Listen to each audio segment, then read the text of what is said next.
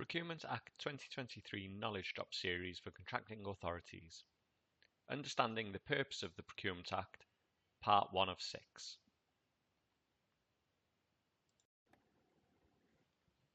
Introduction. This Knowledge Drop series is designed to provide an overview of the Procurement Act 2023 and is aimed at organisational leaders in contracting authorities and those who may oversee functions which include or liaise directly with commercial and procurement teams. In this series of knowledge drops, when we talk about the Procurement Act, we're referring to the Procurement Act and the regulations made under it. In this knowledge drop, we will cover reasons for the Procurement Act, exemptions, the procurement objectives, and the National Procurement Policy Statement. By the end of this knowledge drop series, you will have a greater awareness and understanding of the key changes between the previous regulations and the Procurement Act, the benefits that the Procurement Act will offer, how requirements of the Procurement Act extend beyond procurement and commercial teams, and the need to work collaboratively across your organisation, what actions you will need to take and consider to implement the Procurement Act, and what further resources and training are available to support your organisation to drive cultural and behavioural change to exploit the flexibilities of the Procurement Act. There are significant differences between the Procurement Act and the regulations which preceded it. The Procurement Act is now a shorter, more simplified set of rules which offer contracting authorities greater flexibility to undertake procurement activities that are fit for purpose and meet organisational needs, as well as local and national objectives. In order to take full advantage of these flexibilities and support the cultural and behavioural change needed, executive and political leaders, project managers, finance colleagues, and those who commission services, support tender processes, or who are involved in the management of contracts or suppliers, all need to understand the changes brought about by the Procurement Act. This will help you to work more effectively with your procurement or commercial colleagues to embed the changes across your organisation. A separate supplier knowledge drop is also available for your suppliers to understand the impact of the changes and how these changes may influence how they do business with you in the future. In this knowledge drop series, we will explore these key changes and what they mean for you and your organisation, along with what steps organisations can take to support their procurement or commercial teams to implement and deliver against the Procurement Act. Specific sectors and exemptions. The Procurement Act applies to contracting authorities in England, Wales, Northern Ireland, and to contracting authorities with reserved functions carrying out procurement in Scotland. Public procurement is a devolved issue, and Welsh ministers and Northern Ireland have chosen to join the Procurement Act. The Scottish Government will continue to have its own legislation regulating devolved Scottish authorities. However, regulations will allow Scottish contracting authorities to make use of certain contracts, such as frameworks, established under the Act. Some devolved Welsh and Northern Ireland procurements are exempt from a small number of requirements of the Procurement Act. In addition, a number of other specific exemptions apply to certain utilities, defence and security, and healthcare contracts, which broadly reflect and build upon those provided for in the Utilities Contracts Regulations 2016 and Defence and Security Public Contracts Regulations 2011 and the Light Touch regime. Fact sheets with further information on these exemptions can be found on the Transforming Public Procurement page at gov.uk. We recommend that you download the relevant fact sheets to review alongside this knowledge drop series.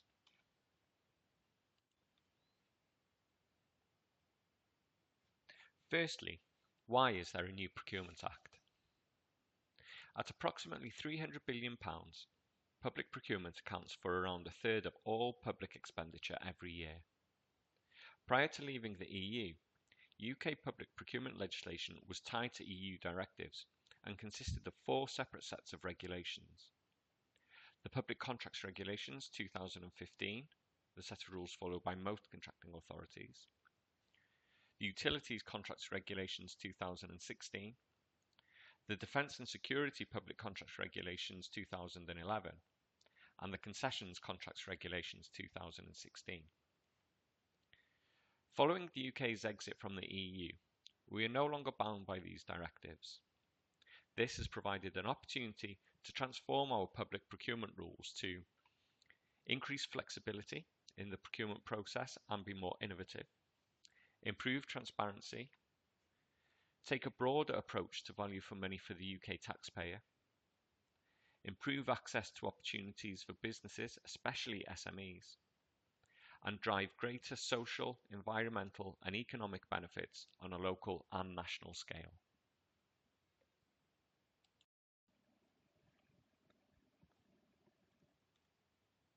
Who does the Procurement Act apply to? The Procurement Act applies to contracting authorities. The Act defines a contracting authority as either a public authority, a public undertaking, or private utility. This typically includes bodies like central government departments and their associated bodies, local authorities and NHS trusts, many schools and universities, some housing associations, and health bodies. The Procurement Act applies in full for covered procurements, which are procurements over a certain value. These values, or thresholds, are detailed in Schedule 1 of the Procurement Act. There are some exemptions that apply to certain procurements and certain organisations. Speak to your organisation's commercial, procurement or legal team if you are unsure whether the Procurement Act applies to you.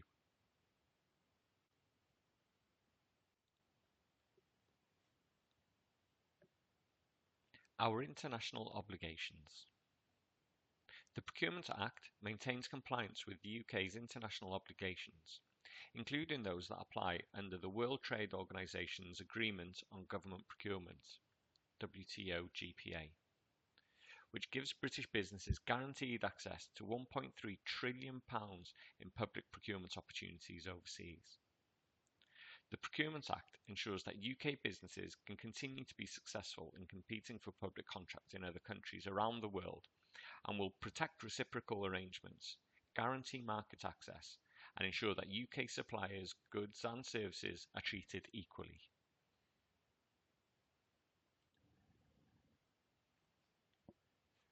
New procurement objectives.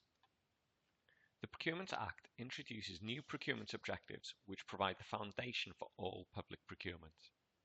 They should be at the forefront of your mind and given proper consideration during the course of all procurement decision making.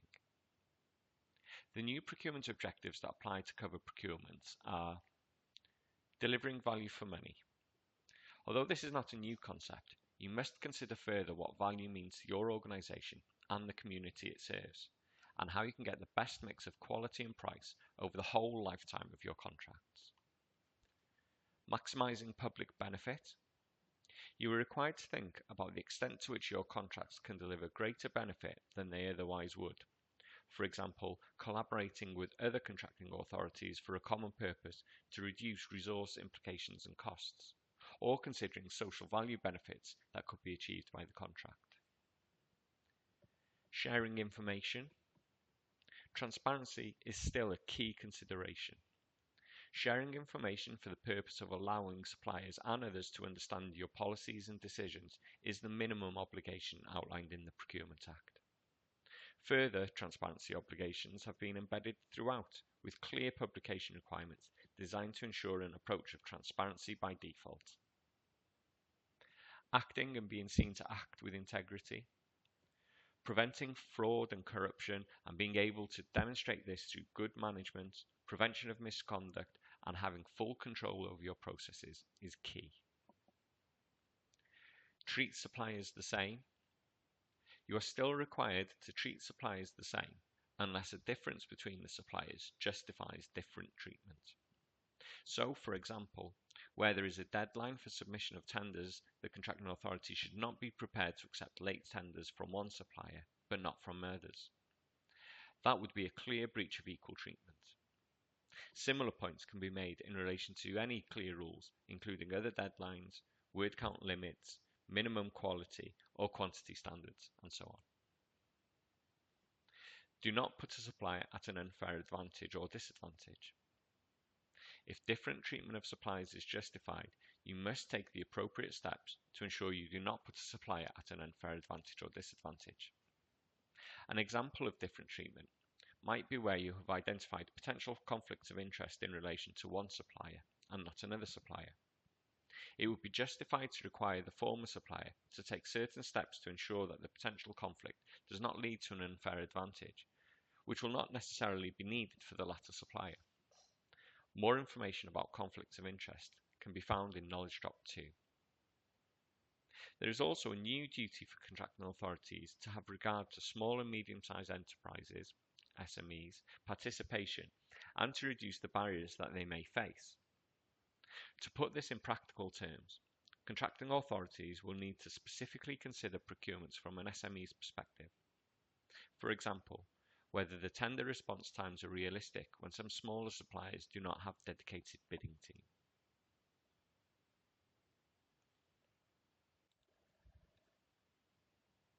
National Procurement Policy Statement. Alongside these objectives, the Procurement Act also sets out a power for ministers to publish a National Procurement Policy Statement, NPPS, and for Welsh ministers to publish a Wales Procurement Policy Statement, WPPS, which will set out the national strategic priorities for public procurement. The National Procurement Policy Statement will set out the current strategic priorities for public procurement and how contracting authorities in England and those exercising non-devolved functions in Wales, Scotland and Northern Ireland can support their delivery. Contracting authorities will have to have regard to the relevant priorities alongside other local priorities when carrying out procurements. The Wales Procurement Policy Statement will set out the strategic direction for public procurement in Wales. It will set out principles, considerations and intended outcomes that devolved Welsh authorities will have to have regard to whilst undertaking public procurements. The NPPS and the WPPS may be amended or replaced at any point following the required consultation and approval by Parliament and the Senedd respectively. Northern Ireland will continue to implement public procurement policy through procurement policy notes. Recap. You should now understand the purpose of the Procurement Act, including the reasons for the new Procurement Act, that there are some exemptions that apply to certain authorities and contracts, the procurement objectives and the National Procurement Policy Statement and Wales Procurement Policy Statement that must be considered in your procurements. In part 2 of this Knowledge Drop series, we will cover pipeline publishing requirements, early supplier engagement, the full range of value for money considerations and how you can incorporate these into your procurement, the importance of undertaking conflict of interest assessments. This material has been produced for the purpose of learning and development and does not constitute and should not be relied upon as legal advice. This material is accurate as at October 2023. Fact sheets for the following exemptions can be found on gov.uk. Concessions, light touch, defence and security, Northern Ireland, Wales, schools, utilities. End of animation.